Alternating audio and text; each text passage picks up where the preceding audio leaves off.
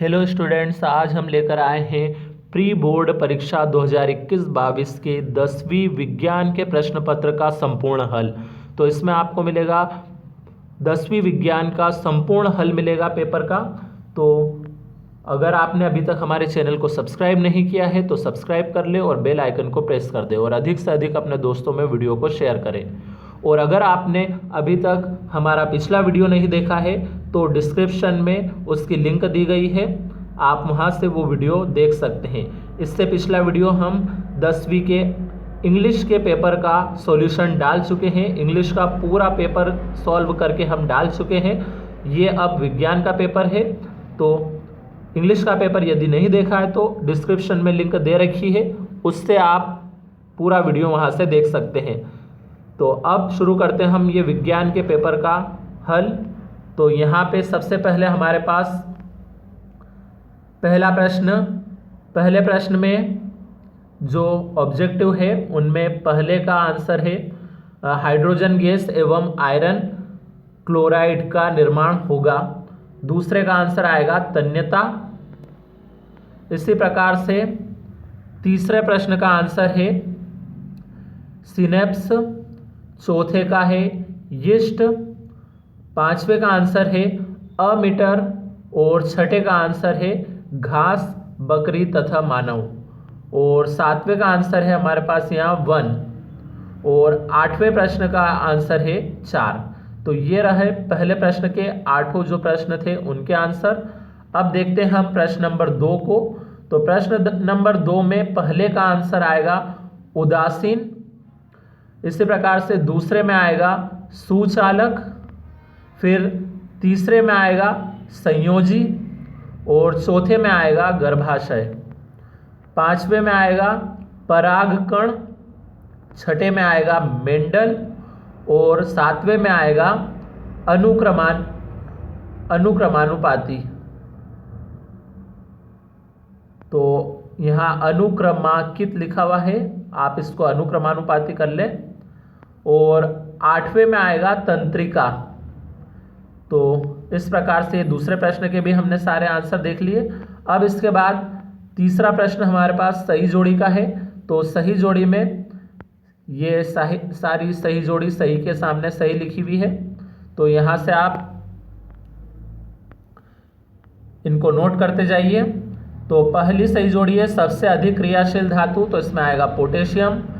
दूसरा है सामान्य रक्तदाब, तो इसके सामने आएगा 120 या 80 mm, 120 या 80 mm Hg।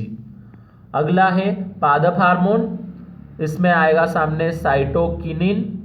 और जो चौथा है शुक्राणु उत्पादन नियंत्रण, तो इसमें आएगा टेस्टोस्टेरोन। और पांचवा है तारों का टिमटिमाना, तो इसके सामने आएगा वायुमंडलीय अपवर्तन। और छठा है लेंस क्षमता, तो इसके सामने आएगा डायोप्टर। और सातवां है जरा दृष्टिता, तो इसके सामने आएगा द्विफोकसी। और आठवां है विद्युत विभवांतर, तो इसके सामने आएगा वोल्ट। अब देखते हैं हम अगला प्रश्न नंबर 4। तो प्रश्न नंबर 4 में पहले का आंसर आएगा 7, दूसरे का आंसर आएगा विलियन, तीसरे का आंसर आएगा क्लोरोफिल, चौथे का आंसर आएगा निषेचन और पांचवे का आंसर आएगा XY।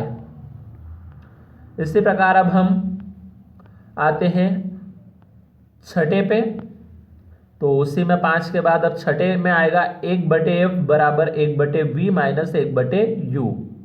और सातवें का आंसर आएगा अवतल और आठवें में आएगा विभवांतर।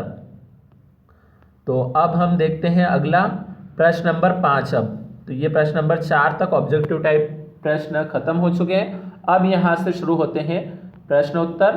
तो प्रश्न नंबर 5 में अथवा वाले का यहाँ पे उत्तर दे रखा है सबसे पहले। तो इसका आंसर है तेल एवं वसा युक्त खाद्य सामग्री वायु या ऑक्सीजन के संपर्क में अधिक समय तक रहने पर उपचयित होकर अपना स्वाद एवं गंध बदलकर विकृत गंधी हो जाते हैं। इसलिए इन्हें नाइट्रोजन जैसे कम सक्रिय गैसों से प्रभावित किया जाता है।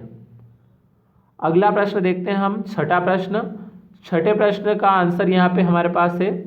तो यहाँ पे छठा प्रश्न है, जब छठे प्रश्न में अमलगम के बारे में हमें बताना है कि अमलगम किसे कहते हैं। तो जब किसी धातु जैसे जस्ता आदि पर पारे का लेप कर दिया जाता है तो वह धातु पारे से मिलकर पारे की मिश्र धातु बनाती है, जिसे अमलगम कहते हैं।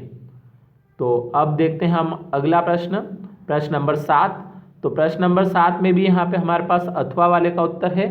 तो इसमें न्यूलैंड का अष्टक नियम पूछा गया है। तो न्यूलैंड का अष्टक नियम होता है, यदि तत्वों को उनके बढ़ते परमाणु द्रव्यमान के क्रम में व्यवस्थित किया जाए तो हर आठवां तत्व समान गुण रखता है। ये था न्यूलैंड का अष्टक नियम। अब देखते हैं हम अगला प्रश्न, यानी 8वां प्रश्न। तो 8वें प्रश्न में हमें धमनी और शिरा में अंतर लिखना है 2। तो पहला अंतर तो है, इसकी दीवारें मोटी, मांसल तथा इलास्टिक या लचीला होती है। और शिरा में पहला पॉइंट है, इसकी दीवारें पतली तथा बिना लचक वाली होती है। इसी प्रकार से धमनी में दूसरा पॉइंट है, इसमें कपाट या वाल्व नहीं पाए जाते हैं और इसमें कपाट या वाल्व पाए जाते हैं। तो ये होगा इसके 2 अंतर। अब देखते हैं हम अगले प्रश्न को यहाँ से। तो अगला प्रश्न है 9वां प्रश्न। इसमें भी हमारे पास अथवा वाले का उत्तर है यहाँ पे। तो प्रश्न है, पर परागण के बारे में हमें बताना था। पर परागण किसे कहते हैं? तो जब एक पुष्प के परागकोश से परागकण दूसरे पुष्प की वर्तिकाग्र तक किसी भी माध्यम की सहायता से पहुँचते हैं तो परागकण की यह प्रक्रिया पर परागण कहलाती है। तो ये था 9वें प्रश्न के अथवा का आंसर। अब देखते हैं हम 10वां प्रश्न। तो 10वें प्रश्न में भी हमारे पास यहाँ पे अथवा वाले का ही आंसर है। तो इसमें मेंडल के प्रभाविता के नियम के बारे में बताना है। तो इस नियम के अनुसार जब विपरीत लक्षणों के एक जोड़े का ध्यान में रखकर क्रॉस कराया जाता है तो पहली पीढ़ी में केवल प्रभावी गुण या लक्षण दिखाई देते हैं। गुणों की यह प्रवृत्ति प्रभावित तथा यह नियम प्रभाविता का नियम कहलाता है। तो ये था हमारा 10वें प्रश्न का उत्तर। अब देखते हैं हम प्रश्न नंबर 11 के उत्तर को। तो प्रश्न नंबर 11 का उत्तर यहाँ पे है हमारे पास, परावर्तन के नियम बताने हैं हमें। तो इसमें पहला नियम है, आपतन कोण परावर्तन कोण के बराबर होता है। और दूसरा नियम है, आपतित किरण दर्पण के आपतन बिंदु पर अभिलंब एवं अपवर्तित एवं परावर्तित किरण सभी एक ही तल में होते हैं। तो ये था 11वें का आंसर। अब देखते हैं हम 12वें प्रश्न का उत्तर। तो 12वां प्रश्न है हमारे पास, ओम का नियम लिखना था। तो किसी बंद परिपथ में संयोजित चालक में जिसकी भौतिक परिस्थितियां अपरिवर्तित रहती हो विद्युत धारा प्रवाहित की जाए तो उसके सिरों के मध्य विभवांतर और उसमें प्रवाहित विद्युत धारा की तीव्रता में एक निश्चित अनुपात होता है जिसे विद्युत प्रतिरोध कहते हैं। अर्थात विभवांतर बटे विद्युत धारा बराबर स्थिरांक, जहाँ पे V बटे I बराबर R, या इसे हम V बराबर IR भी लिख सकते हैं। तो यही क्या है, ओम का नियम है, V बराबर IR। अब देखते हैं हम अगला प्रश्न।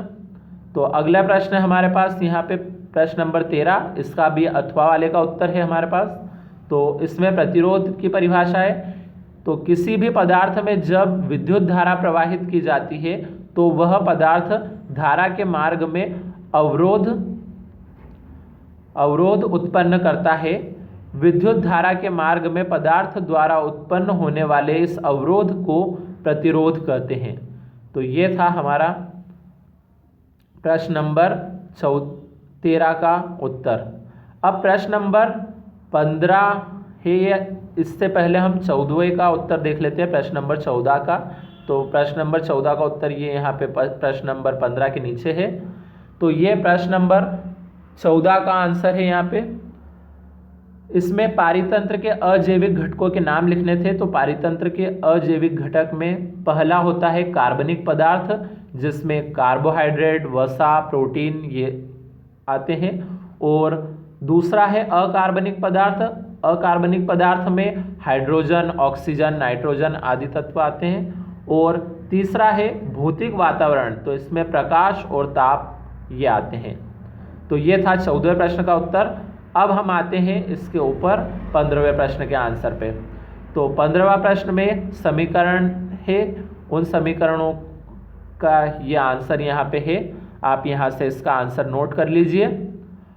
अब बढ़ते हैं हम इस 15वें प्रश्न के बाद अगला जो प्रश्न है 16वां प्रश्न उसकी तरफ।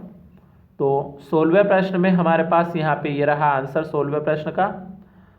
तो आंसर है सूर्योदय या सूर्यास्त के समय सूर्य क्षितिज पर होता है। इस समय सूर्य से आने वाला प्रकाश हमारे नेत्रों तक पहुंचने से पहले पृथ्वी के वायुमंडल में वायु की मोटी परतों से गुजरता है। दृश्य प्रकाश किरणों के तरंगदैर्घ्य से भी छोटे मूल कणों या जल कणों की वायुमंडल में उपस्थिति के कारण अतः कम तरंगदैर्घ्य वाले रंग जैसे नीला, बैंगनी आदि का प्रकीर्णन हो जाता है तथा केवल लंबी प्रकाश तरंगे जैसे लाल हमारे नेत्रों तक पहुंचती है। अतः सूर्योदय या सूर्यास्त के समय सूर्य रक्ताभ प्रतीत होता है। तो ये था प्रश्न नंबर 16 का आंसर। अब देखते हैं हम अगला प्रश्न, प्रश्न नंबर 17 का उत्तर। तो प्रश्न नंबर 17 में अथवा वाले का उत्तर है हमारे पास यहाँ पे। तो प्रश्न था फ्लेमिंग के दाएं हाथ का नियम लिखना था। तो फ्लेमिंग के दाएं हाथ का नियम होता है, यदि दाएं हाथ की तर्जनी, मध्यमा एवं अंगूठे को परस्पर लंबवत दिशा में फैलाएं और यदि तर्जनी चुंबकीय क्षेत्र की दिशा एवं अंगूठा चालक की दिशा को प्रदर्शित करे तो मध्यमा प्रेरित विद्युत धारा की दिशा को प्रदर्शित करेगी। तो ये था प्रश्न नंबर 17 के अथवा का उत्तर। अब देखते हैं हम प्रश्न नंबर 18 के उत्तर को। तो प्रश्न नंबर 18 में उत्तर है, पृथ्वी के अंदर गहराइयों में ताप परिवर्तन के फलस्वरूप कुछ पिघली चट्टान ऊपर धकेल दी जाती है जो कुछ क्षेत्रों में एकत्र हो जाती है। इन क्षेत्रों को तप्त स्थल कहते हैं। जब भूमिगत जल इन तप्त स्थलों के संपर्क में आता है तो भाप उत्पन्न होती है। इन तप्त स्थलों से प्राप्त ऊष्मा या ऊष्मीय ऊर्जा भूतापीय ऊर्जा कहलाती है। इसे पाइपों द्वारा भी बाहर निकाला जाता है तथा उच्च दाब पर निकाली इस भाप से टरबाइन को घुमाकर जनित्र द्वारा विद्युत उत्पन्न की जा सकती है। तो यहाँ पे वैसे इसका उपयोग हो चुका है कि उपयोग किस कार्य में होता है, तो जनित्र द्वारा विद्युत उत्पन्न की जा सकती है, लेकिन फिर भी चाहे तो आप अलग से इसका उपयोग लिख सकते हैं।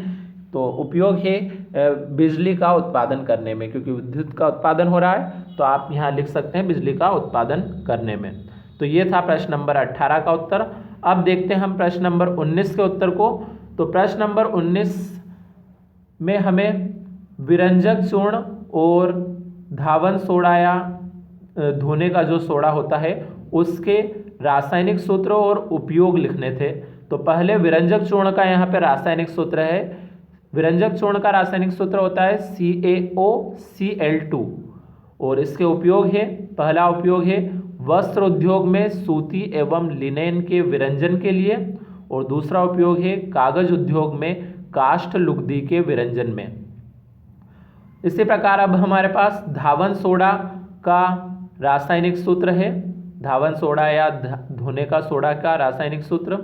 तो इसका रासायनिक सूत्र होता है Na2CO3.10H2O। अब देखते हैं हम इसके उपयोग। तो उपयोग में पहला है कपड़े धोने का सोडा या सोडियम कार्बोनेट का उपयोग कांच, साबुन तथा कागज उद्योग में किया जाता है, और दूसरा उपयोग है घरों में साफ सफाई के लिए धोने के सोडे का उपयोग किया जाता है। तो ये था हमारा प्रश्न नंबर 19 का उत्तर। अब है प्रश्न नंबर 20 का उत्तर। इसमें प्रश्न नंबर 20 में अथवा वाले का उत्तर है हमारे पास यहाँ। तो इसमें इलेक्ट्रॉन बिंदु संरचनाएं बनानी थी। सबसे पहले हमें CO2 की इलेक्ट्रॉन बिंदु संरचना बनानी थी। तो ये CO2 की इलेक्ट्रॉन बिंदु संरचना आप यहाँ से नोट कर सकते हैं। उसके बाद है हमारे पास ये H2O की इलेक्ट्रॉन बिंदु संरचना। उसके बाद है NH3 की इलेक्ट्रॉन बिंदु संरचना और उसके बाद है CH4 की इलेक्ट्रॉन बिंदु संरचना। तो ये इस प्रकार से इसमें चारों इलेक्ट्रॉन बिंदु संरचनाएं थी। अब देखते हैं हम प्रश्न नंबर 21 के उत्तर को। तो प्रश्न नंबर 21 में हमें पाचन तंत्र का चित्र बनाना था, मनुष्य के पाचन तंत्र का। तो ये है मनुष्य के पाचन तंत्र का चित्र। तो आप यहाँ से इस चित्र को बना सकते हैं। इसमें चित्र नामांकित बनाना है, आपको पूरे नाम लिखना है, जहाँ जहाँ भी नाम लिखे हुए हैं वो सारे नाम भी आपको लिखना है। अब देखते हैं हम इसके बाद अगला प्रश्न। तो अगला प्रश्न है, अगले प्रश्न में हमें एक सवाल हल करना है। तो ये रहा उस सवाल का हल। तो प्रश्न नंबर 22 में ये सवाल है। तो इस सवाल को आप यहाँ से नोट कर लीजिए। तो ये है इस सवाल का हल।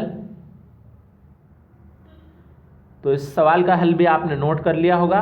इसी के साथ ये प्रश्न पत्र का संपूर्ण सॉल्यूशन खत्म हुआ।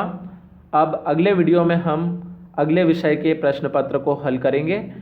तो अगर आपने चैनल सब्सक्राइब नहीं किया है तो सब्सक्राइब करके बेल आइकन को प्रेस कर दें, ताकि जब भी अगला वीडियो अपलोड किया जाए तो आपको उसका नोटिफिकेशन मिल सके।